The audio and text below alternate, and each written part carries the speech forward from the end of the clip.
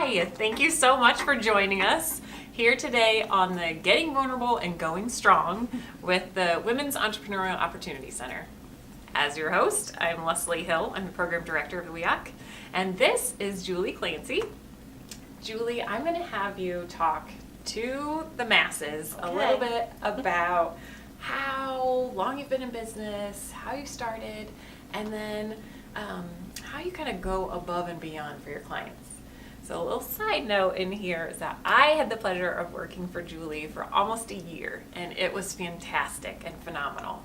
And I can say, hands down, they go above and beyond for their clients. So that's really why I wanted to have Julie here today. Thank you. Yeah. So tell us a little bit about you and how everything kind of came to be to where you got right now. Okay. Well, Jophiel started its 24th year in September. So we're in year 24. That's pretty exciting, you know, when you consider that you've made it that long, if you want to say, and evolved through the challenges and just fashion in general. But we started as a very small store, 1,800 square feet in 1994, and expanded 3 different times to our current size, which is a 10,000 square foot store. Wow. But we've had that size since 2006. And now you're kind of looking at brick and mortar stores and you're thinking, well, maybe I should downsize a little bit with the way with the way retail is done now and everything, as long as I can continue to bring the fashionable fashion to Fort Wayne and at the same time have it displayed in the offerings and let everyone know what we have. Yeah. Oh, that's so fun. So did everybody just hear that? Julie just said she's willing to ebb and flow with the trends, and I think that's key for everyone. I think always times businesses, especially when they're corporate, but small businesses, we all think we have to get bigger and bigger and bigger, but it's oftentimes you have to figure out what the market is doing and follow it that way. Doesn't mean your dollars are going down. It means you're being smarter and following these trends. Absolutely. That's all I'm looking at right now. That is so good, because I think people really do get stuck.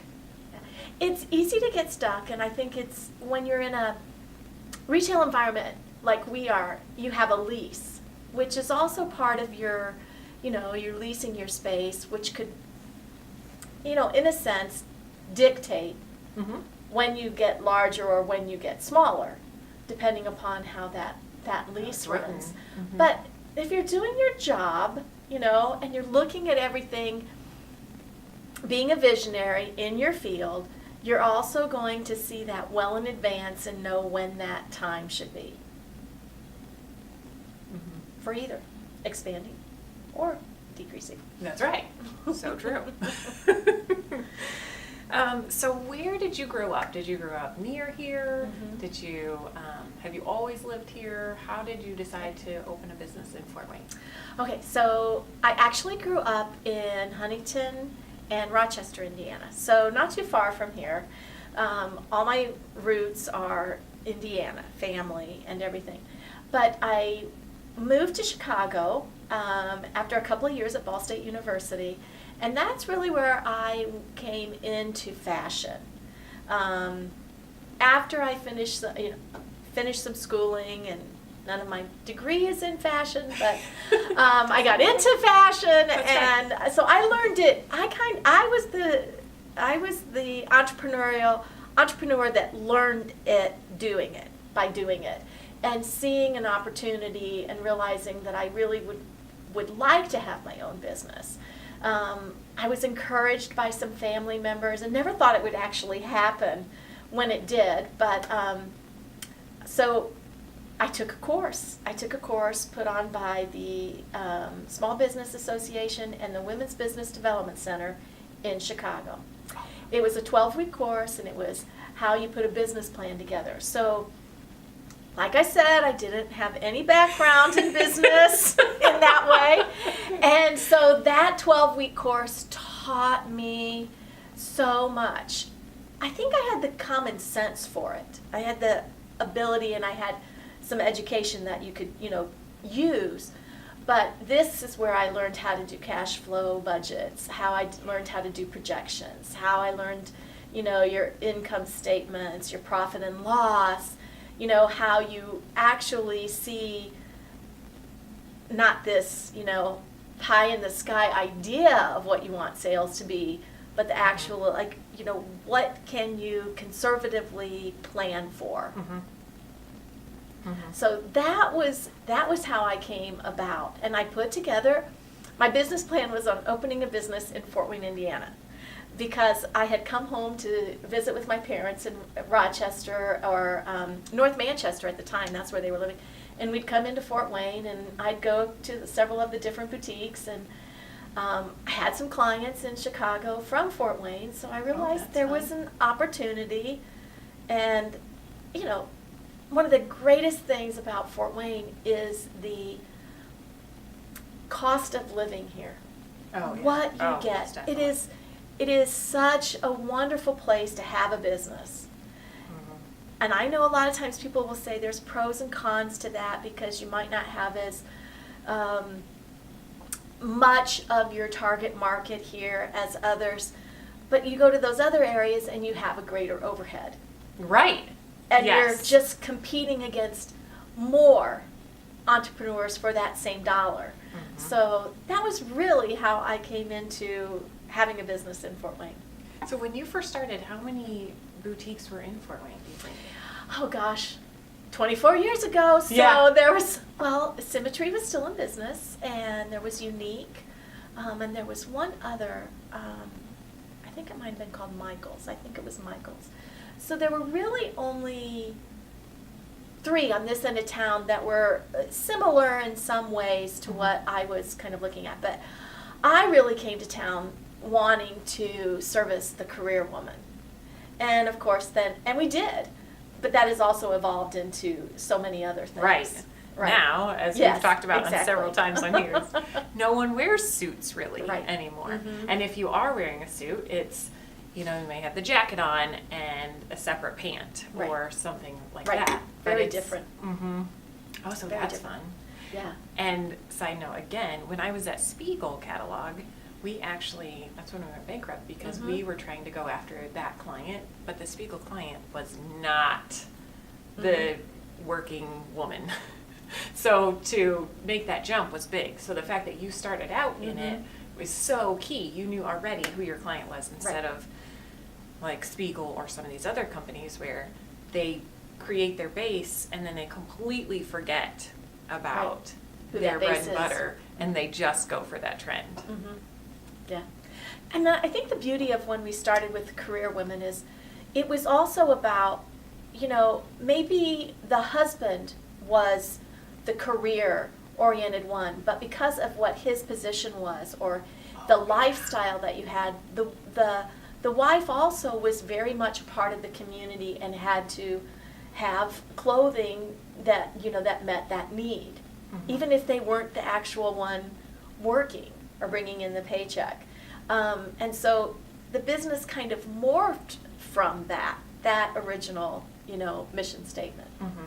Oh yeah, when you sat through that Yes. SBA and Yes. you're writing it and you know exactly who you want to cater to, and then all of a sudden, oh, it's changed a little bit. Yeah. Like throughout the year. Oh, you adjust. And you adjust quick. As a small business, you can. I think that's also part of it. As a small business, you can adjust quick. Yeah. Much quicker than a larger company. And all the levels you have to go through to get something passed. Oh Yes, yeah. absolutely. Oh, good. So tell us, at one point in time, did you have a partner in the business? I did. I began with a partner. I had a partner for almost 2 years, not quite 2 years. And I would say I don't look back at that and regret any of it. I think it was so much easier to start that business with 2 heads.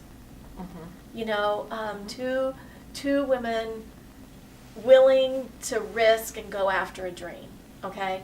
And I think it was perfect way to launch Jophiel. It didn't work. The partnership didn't work, and I ended up being the one with the business. But I really don't have any, like, if there are women out there that are looking at partnerships, I think there's pros and cons to partnerships, and there's pros and cons to being the sole owner. Mm-hmm. And I would say, go for what you know can work, what can get you that dream, at the time. There's kind of this trend in this area of Fort Wayne and Roanoke is to open a boutique with multiple owners. Yes. So it's almost like a shared space, which is what we keep hearing about throughout the entire entrepreneurial landscape, really. So it works right in with that. I have heard, depending on what companies they are, there are pros and cons to that as well. But it is a kind of a neat concept to do this shared space, as long as you, what are some tips for that? Would you be like laying out exactly how things are going to work? I can't imagine doing that with multiple people. But I hear it works. Let's face it, you do need to have a legal document drawn up. You do want to have a legal document. I think the person that owned the space, so say that the owner of the space is one of the principals that has part of the business, or maybe not. Maybe they are simply in real estate development and, this is one of theirs.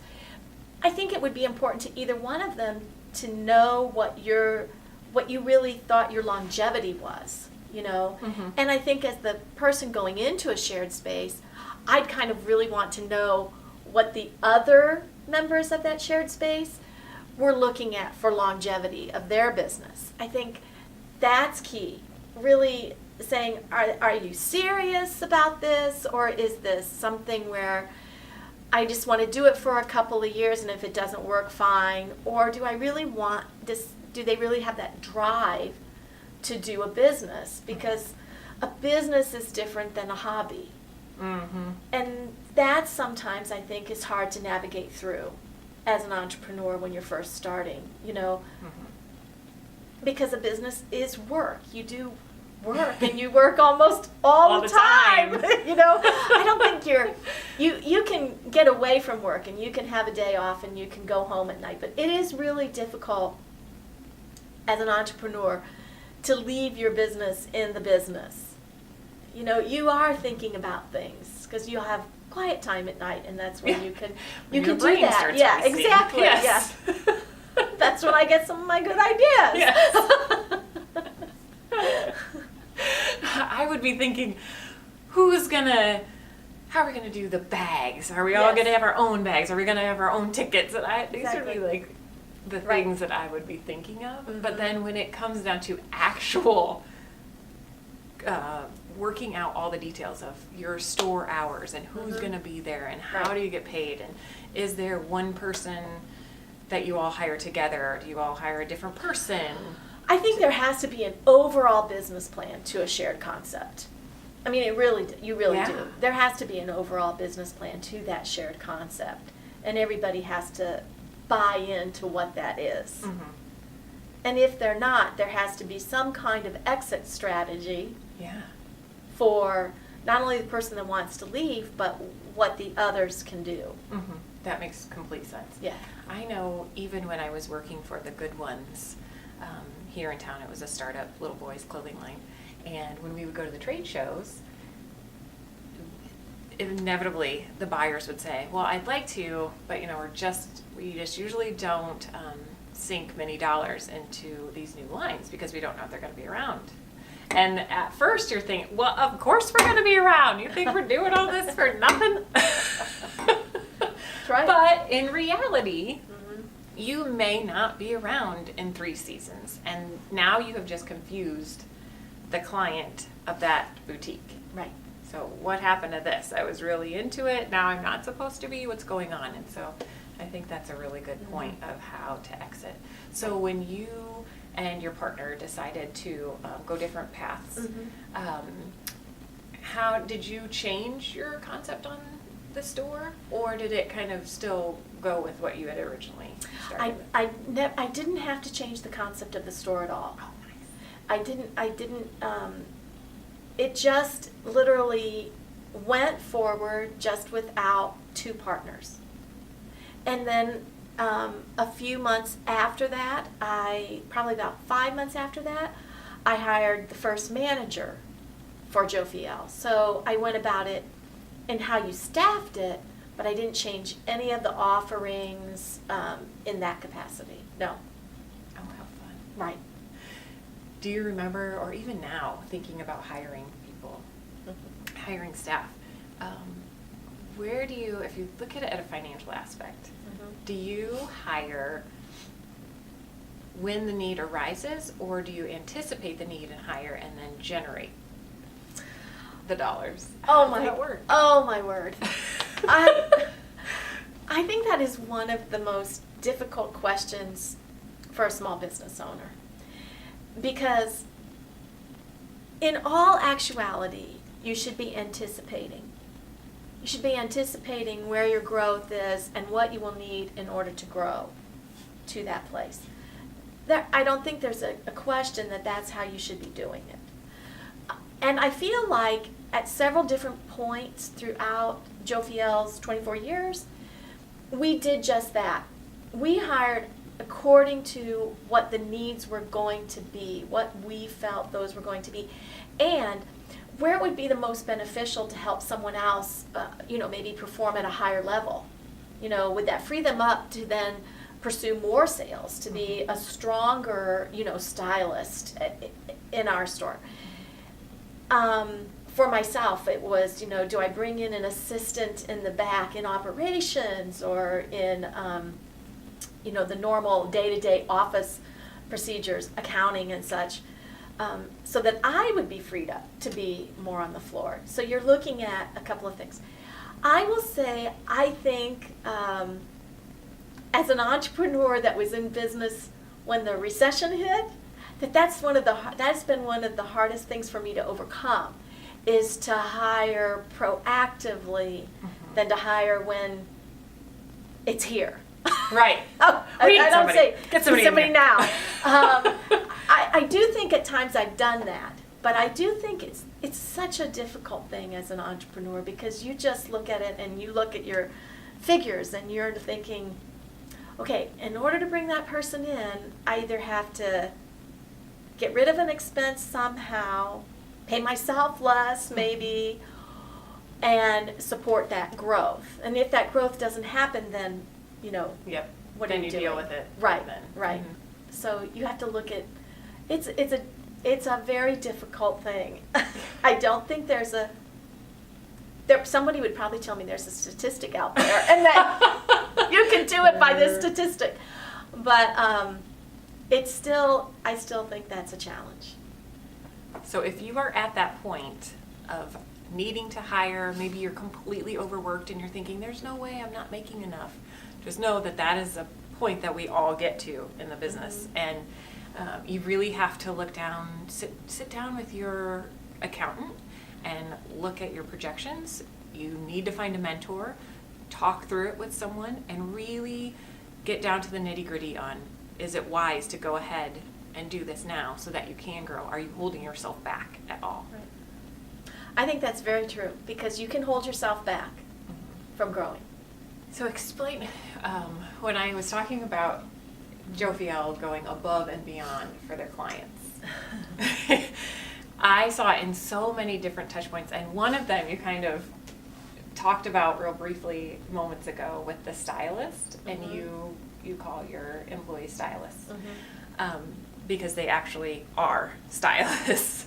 It's this whole trend in the fashion industry to call your employees, no matter where they are or what type of business you have. If it's an associate, you call them a stylist. However, just if you can't tell, it just grates on me because not every associate is a stylist. Right. So how did you change that term fairly recently? How did you come to that? Well, let me just say that because I have a couple of employees that have been with me for a long time, one from the very beginning, another one a couple of years in, and then I've had so many wonderful women, working at Jophiel.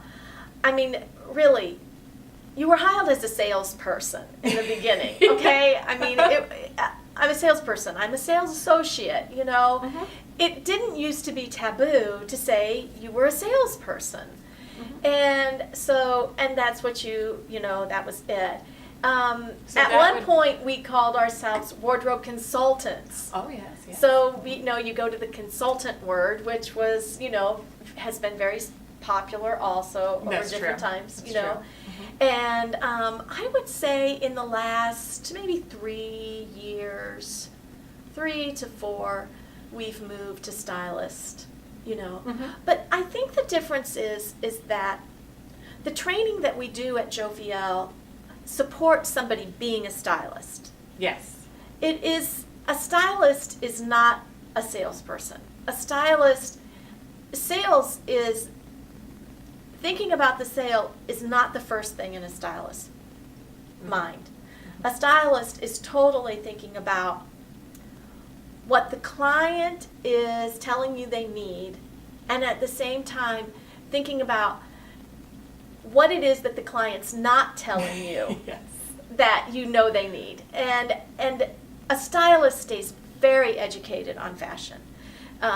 You know what the latest trends are, but you also know how to interpret those latest trends for any body type, for any age, and I could go on and on. But that's different.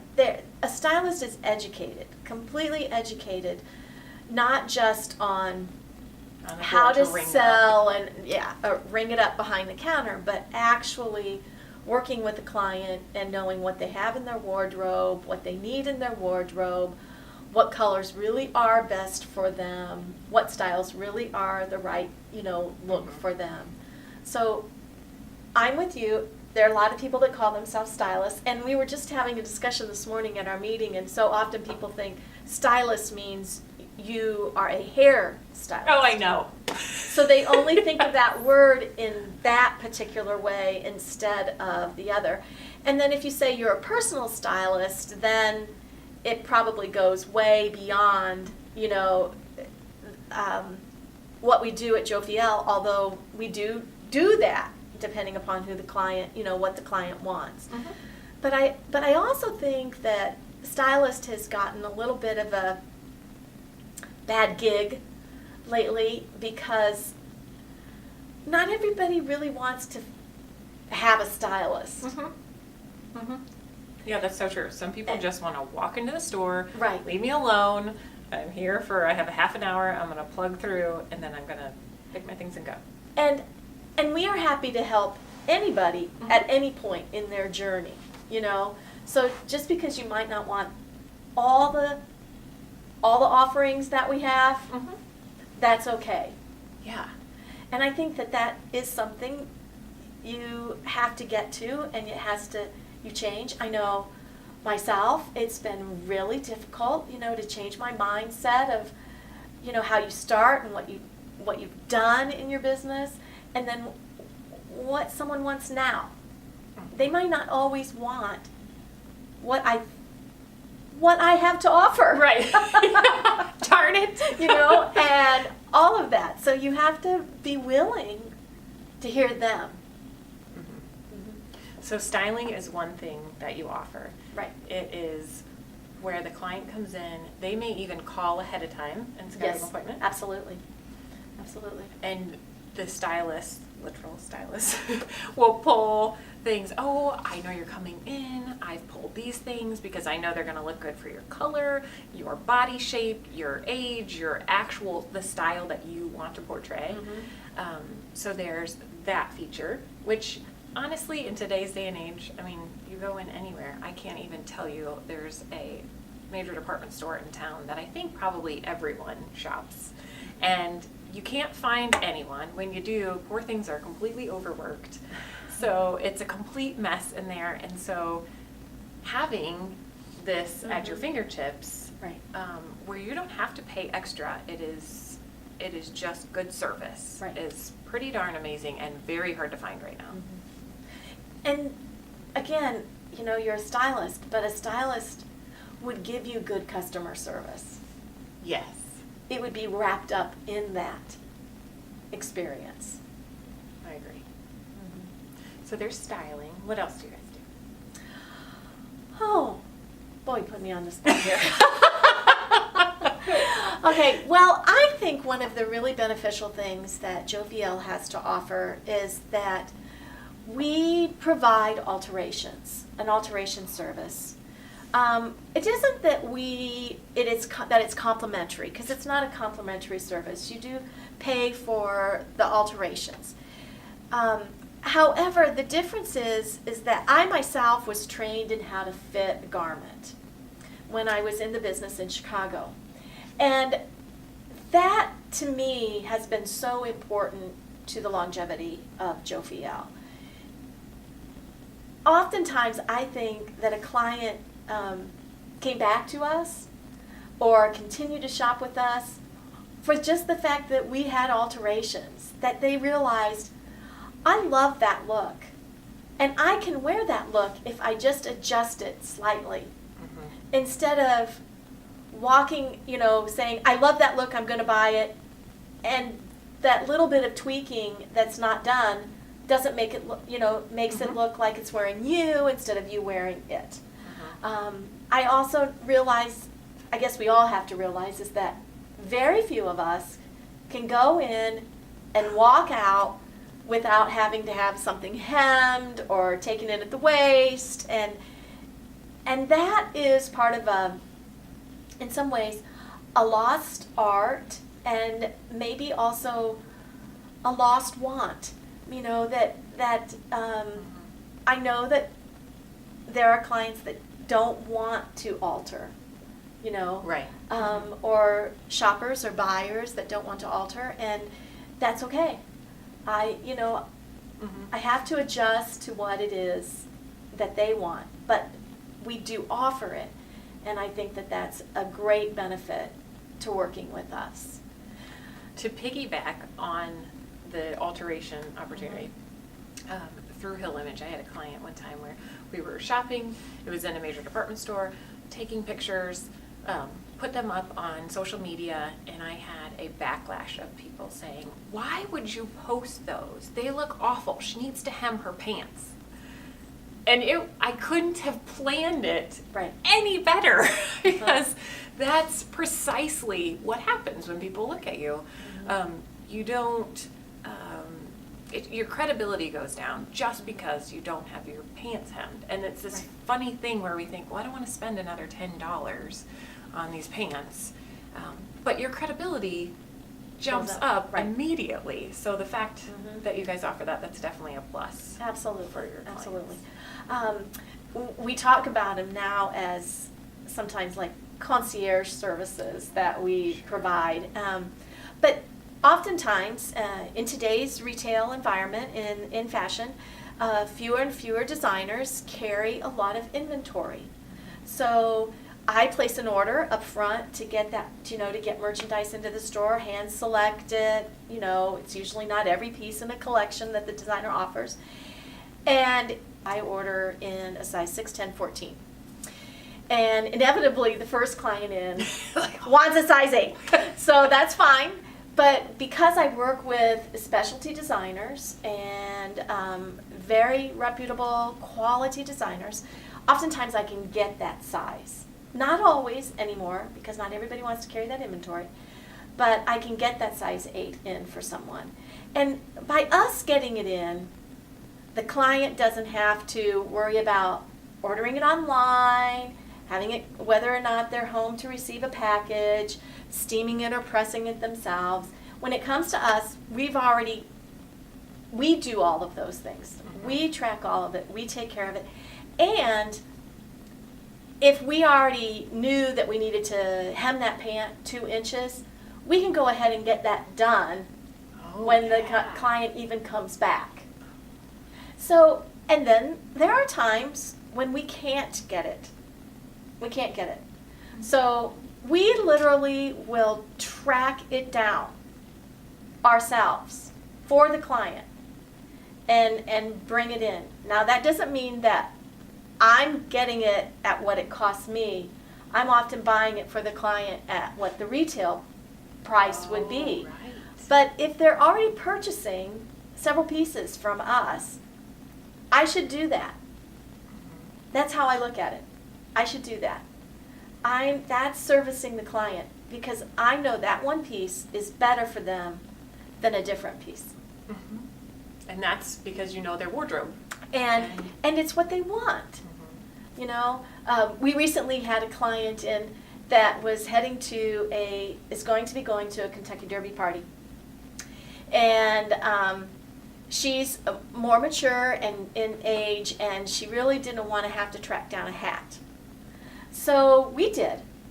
We went online to, and found a fascinator for her, and we ordered in several. She picked which one she liked. We sent the others back. Oh, that's She so purchased fun. that from us, but that way we could style it completely with the outfit, and she knew how to wear it, and she was happy. So we will try to go above and beyond to do those kinds of things for our clients, because everybody, the reality, you are in business to serve your client. Totally. And then if you do that well, you get the benefit of being able to do more things for your employees, be able to contribute more to your community. But without that client, you aren't doing any of those things. That is a very good point. So. Okay, so we have stylist or concierge, Mhm. and we have being able to do special orders and fitting. Gift wrapping, we do gift wrapping. Oh yeah, And and it's beautiful. we have an all occasion paper that we do, for birthdays or anniversaries or, whatever someone might come in for.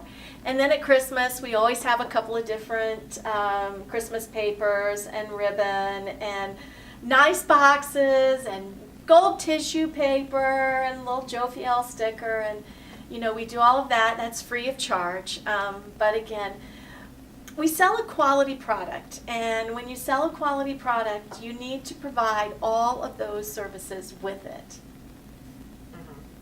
So, I'm trying to think if there's anything else. I mean, we have our website, and we can ship, and we can, do those things too. All of this really rounds out to creating the full Jophiel brand. Yes. Which, Absolutely. if you're not creating it for you, someone else is. So if Julie and her staff aren't going to these extra lengths, then someone may just think, well, she's like a designer store or a bridge store down at the south end of town. No big deal. But instead, it's ooh, it's Jophiel, right? I mean, It is. There are, there are things. Over the years, I think one of the hardest things in business is to actually be true to what your mission is. Because you often will have clients walk in and they'll say, I'm sorry, it's too expensive for me. And you always wish you could serve everybody. Oh, I know. Because you really do Make want everyone that. happy. Yes, you really do want that. It is very hard to stay focused sometimes on what your mission is, because you want to do that. But I think that you have to just know, I have a niche market. This is my market. I want to service everyone that I can within those parameters, and it isn't because they're more worthy. It's just that that's what your business plan is, and you have to stay focused on it.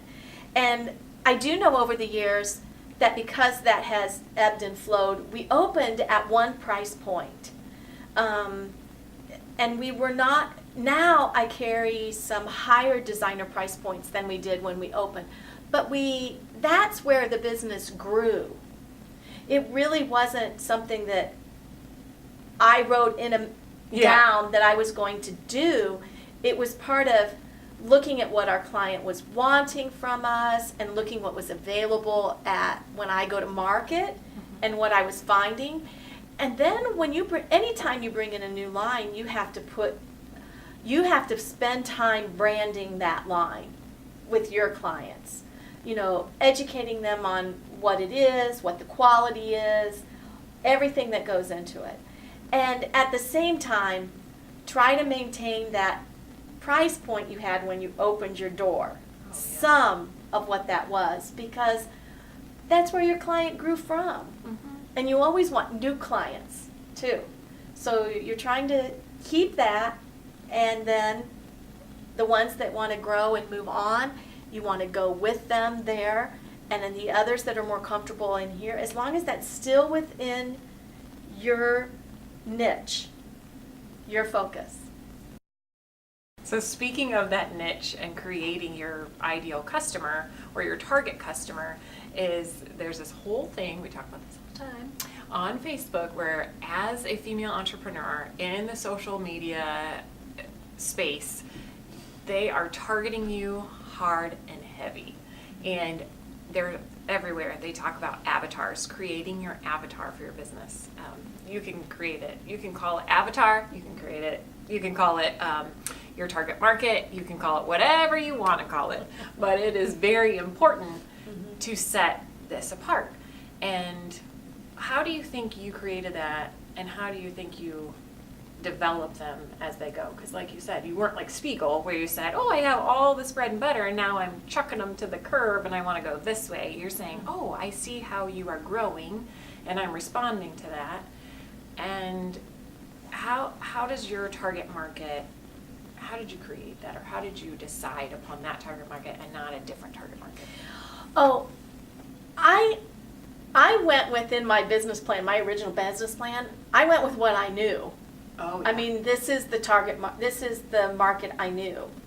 What I was doing in Chicago was, you know, in the industry, we call it better, bridge, designer. You know, that's who I was helping. That's what my background in fashion was in. I did work for about 1.5 years, though, for one where they really carried couture. And that was quite a education, you know, because it was completely different, but I loved it. And so I was grateful for that education, because there's been a few times when we've done a little couture kind of, you know, business within Jophiel, but that's not the main part of our business.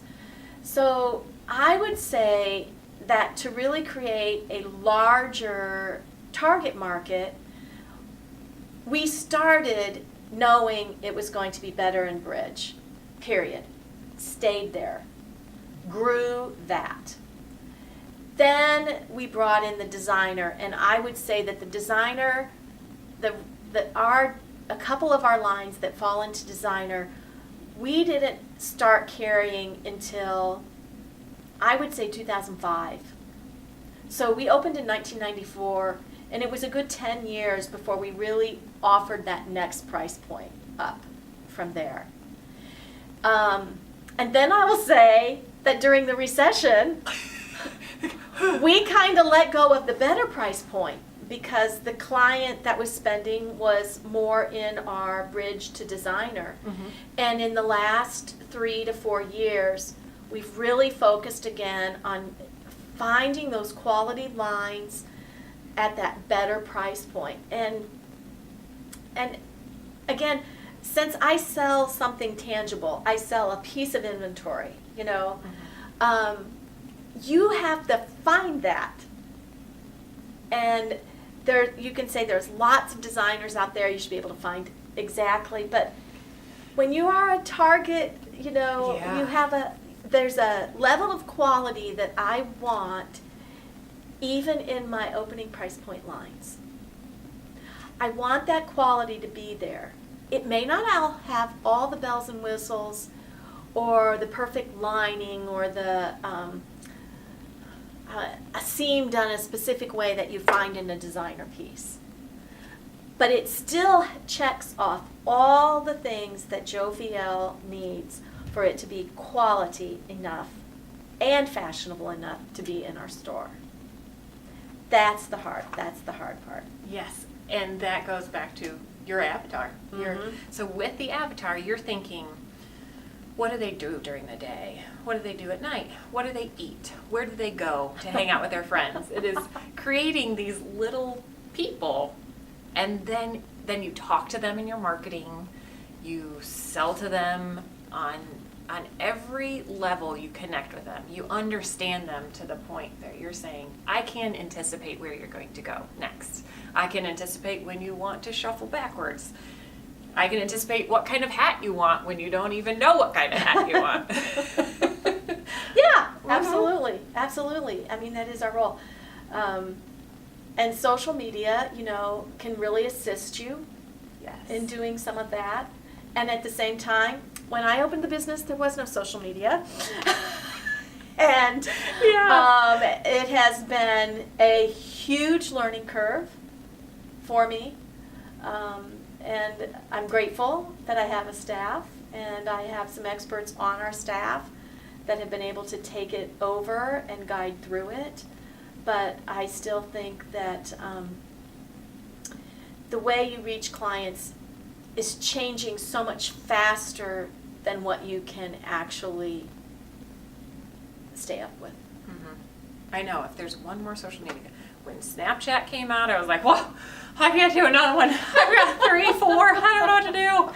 All these different things. And I know Snapchat is now probably on the way out, but it's all of these that you literally, you cannot be on all of them. So you have to figure out where that avatar is. Mm-hmm. So if my avatar was 60 years old and a female, then I'm not going to go to Snapchat because she's not on it. So you have to, that's why you have to know her so well. Right. You do. And that's where you guys are able to go above and beyond for all of these things. Mm-hmm. So when you looked at location, I'm thinking of that as almost being an above and beyond too, because even though it's changed in that area, it has also stayed kind of a destination place. Unlike some of these other malls that you see are empty. So that's kind of a nice thing too. They aren't just coming there to see you. They can go to other locations. Absolutely. So maybe their husband can go right down the road while you're shopping. Yeah. So Yes. Well, I think that centers, physical leasing, center space, all of that has changed. I mean, if you would read articles about what the malls will be like, several years from now, none of us would ever go into one. I mean, if we believed everything that everybody puts out there, you would be like, well, where am I supposed to open my store or keep my store or, do that? So I think you have to, again, navigate. For us, it was, being on the southwest end of town was always the right answer. It was always where we needed to be, just because that was where the specialty retail was, when we opened. And we were at Village of Coventry for the first 8 years of business. So I think when we moved to Covington Plaza, it was just literally down the road. It wasn't, moving to a new neighborhood. We just were moving locations within our neighborhood. And I think, there's so much talk about, being downtown now, and, is that the new area to go in and everything. And I've had some discussions about that. I've thought a lot about it. But I don't think I could take my current business model downtown at all. I don't think that's where my client wants to be. So again, know your avatar. Oh gosh, I have a new word. So I'm so glad I can teach you something. Yes, absolutely. Of course you can. Everybody can. And you have to, I think that's the main thing, is I have to think about who my core client base is, and I have to do what's right for them. And down the road, it might be that downtown is the location you have to be in. I just don't think that it is yet for my business, for my current business. And I do think that being in a center where you have other destination businesses is great. we are really big on mentoring here at the NIC. And we've seen so many statistics that say without one, you have less of a chance of succeeding. And even when you succeed with one, you succeed to a greater degree if you have multiple. So who has been your mentor? I just said the other day, I think I need some new ones. And not because I can't say right now that I have someone I call on particularly, all of the time. I do have a few, but they've wanted to be made anonymous in some things. However, I think for me, some of my mentoring is more about what I can read at the point. There's a lot of things out there. So I've been in the business. Do I still need to change and educate? Yes. But I think it's more about staying up to date for me on what is out there. So I would say, I joined Amazon Prime and I'm on Audible Books now. And that was a big deal. So I listen to my mentors all day. Endorsing certain books. Yes, exactly. I think you have to look through and find what can speak to you. I just said this the other day. So you want to increase sales, and you might be struggling as a stylist to do that, or in our particular thing. What I could recommend a certain book for someone, and at the same time, that book might not speak to them the way it speaks to me. Yes. And so I don't want to always recommend an exact book unless it's something we're working on as a whole team. And then I think it's great that you'd all read the same book in that particular, instance. I would say I have a couple of designers, a couple of that I would look to for some mentoring as far as like fashion. I would ask, I'm constantly asking my reps, what else is going on out there? What do you hear from other stores, around the country? They're not in competition with me, when they're around the country. But what are you hearing? What's working? I think that's the biggest thing. And then for me personally, my faith is one of my biggest mentors. My faith is at this point. And that is what keeps me focused on what's real. Yes. And not the chatter. So I would say that has been a large one. Now, when I started the business, and when I was even thinking about going into business, or when I was managing in Chicago, I will tell you by far, besides the certain managers that I had, or district managers, I learned a lot from one of the owners of a company that I worked from. I was blessed to have her, even though she was definitely someone that could hit your buttons. But I learned a lot from her. But my parents, you're going to have those people in your life that aren't always business people that can mentor you. My dad was in education. He was a superintendent of schools, but he's managing a business, a school district, and I would always go to him when it came to especially personnel issues. So when I was in Chicago, unfortunately he passed away like a year after we opened the business. But still, I can still hear a lot of those, things. And because you grew up around it seeps into you as well. Right. And you need really trusted ones, Now, I will say that I've been fortunate to work with a wonderful business consultant here in Fort Wayne at different times when I've needed that guidance. And I have an accountant who is a great accountant and friend and mentor at times, advisor. I think that would probably be the better word to, to use there, advisor in some way. Yeah, they can tell you what's going on in the landscape and help you if you want it, but they're not going to be there to. And I will also say that as an entrepreneur, if you have a staff, if you're big enough and you have a staff, your staff can help a lot with answering questions. And not that you're going to them for guidance of how do we grow or how am I going to financially grow this or whatever. But there are things that they can still give you feedback on that help start a right direction. Sure. Especially if the staff is probably different demographics, and so there's some diversity there, then you Right. get all sides, which is Oh, probably really nice. yeah. For us, we call ourselves, the staff right now that we have, there's 3 veterans, myself and 2 others. We call ourselves veterans, more mature.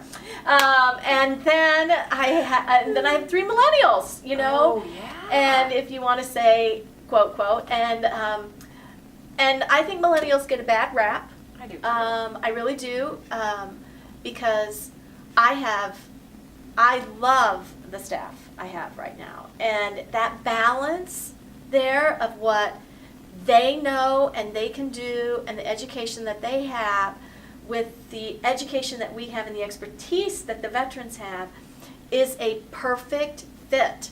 It is a perfect fit for today's business environment. That is so fantastic. And I wish that more businesses would embrace that concept, because it's hard. They're intimidated. One doesn't like the other. There's just so much clashing, and that makes me so happy. Yes. You have to find a way to navigate around that and have all of your staff understand all of the roles and why it's important. And it isn't easy. But when you get there, that's where you need to be in today's business world. Well, I cannot thank you enough for coming out and talking to us and sharing your experience between talking about partnerships and just avatars and My new word.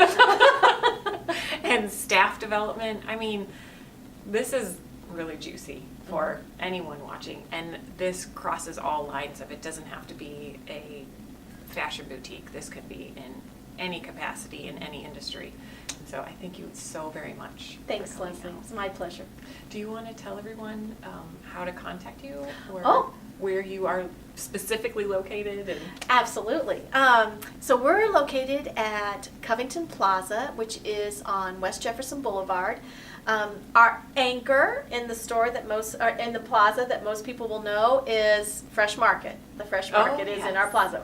We're just Oh. kind of at the other end.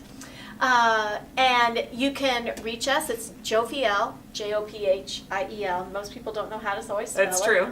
It's very true. And we have a great website. Discover our website and come and visit us. We have everything from casual wear to formal wear, and that's the beauty. We really can do the head to toe. Does that tell you everything? Yes, that's great. And just because they are at this great quality, don't be afraid to walk in there. I will be the first one to tell you that it is fun to be in there. They're cracking up half the time, and you get to see what's out there, and just go take a look. So definitely go in there. Thank you so much for watching.